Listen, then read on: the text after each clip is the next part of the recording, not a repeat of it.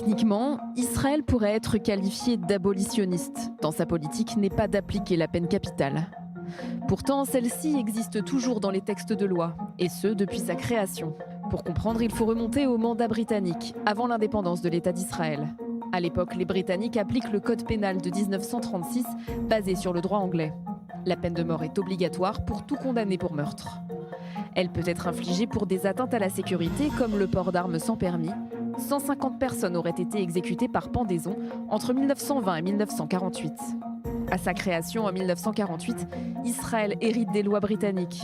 La peine de mort reste donc en vigueur jusqu'en 1954, le temps que l'État vote ses propres lois pour la remplacer. Au cours de cette période, le pays fait face à une forme de dilemme moral entre la loi écrite héritée des Britanniques et sa volonté politique. Les juges continuent de condamner à mort car la loi les y oblige, mais les condamnations sont commuées en peine de prison à vie. Le traumatisme de la Shoah reste aussi très présent. Pour les fondateurs de l'État, dont beaucoup étaient des survivants ou des réfugiés d'Europe, l'idée que l'appareil d'État puisse légalement tuer un être humain était devenue insupportable.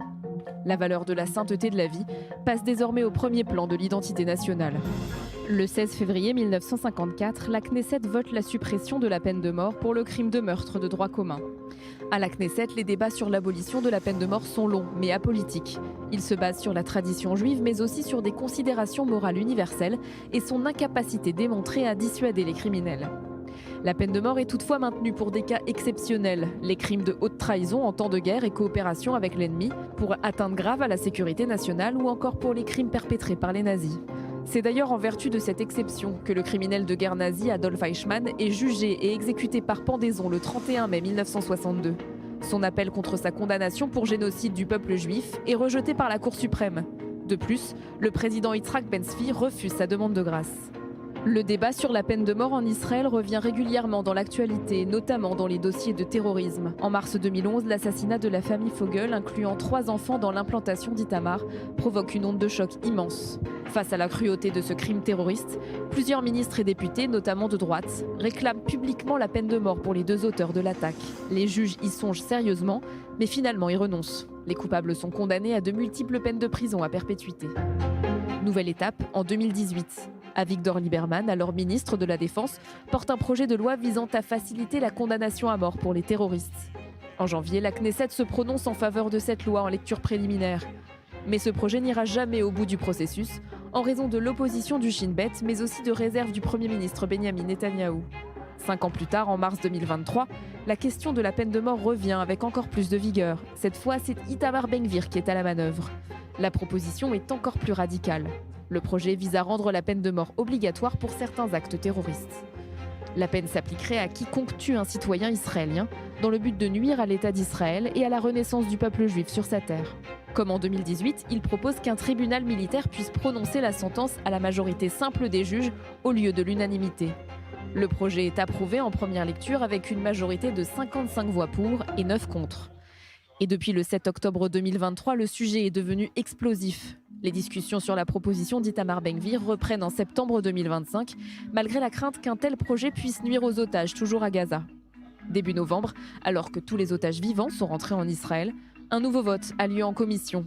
Une semaine plus tard, la Knesset en séance plénière approuve la loi en première lecture avec une majorité de 39 voix pour et 16 voix contre. Après une opposition de longue date, le chef du Shin Bet, David Zini, informe le gouvernement que le service soutient désormais la peine de mort pour les terroristes. Et malgré le choc des massacres du 7 octobre dans l'opinion publique, les avis restent mitigés. Les partisans de la peine de mort estiment qu'après de nombreuses années de prison, un terroriste ne change pas et que le risque reste grand après sa libération. Ils considèrent également qu'une peine plus sévère est plus dissuasive et que l'État d'Israël doit se montrer intransigeant avec les terroristes. Enfin, les Israéliens ont en mémoire l'accord Shalit qui a mené à la libération de plus de 1000 prisonniers en échange du jeune soldat en 2011. La peine de mort permettrait donc, selon les soutiens du projet, de solutionner le problème des enlèvements de soldats et des accords de libération de prisonniers. Les opposants estiment au contraire qu'une telle proposition pourrait entraîner des prises d'otages. Argument central, si un terroriste est condamné à mort, son organisation cherchera par tous les moyens à empêcher l'exécution. Ils avancent que pour les terroristes, le moyen le plus efficace serait justement d'enlever des soldats ou des civils israéliens pour les utiliser comme monnaie d'échange.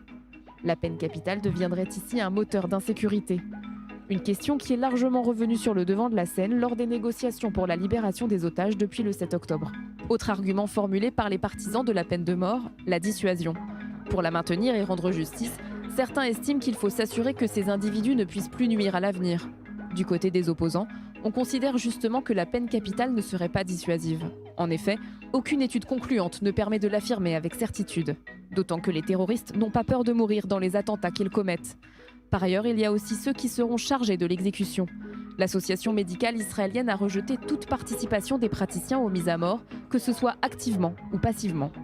Le processus législatif est encore loin d'être terminé puisque le texte doit retourner en commission puis être examiné et voté en deuxième et en troisième lecture. Mais nul doute que le sujet sera évoqué lors de la campagne électorale de cette année.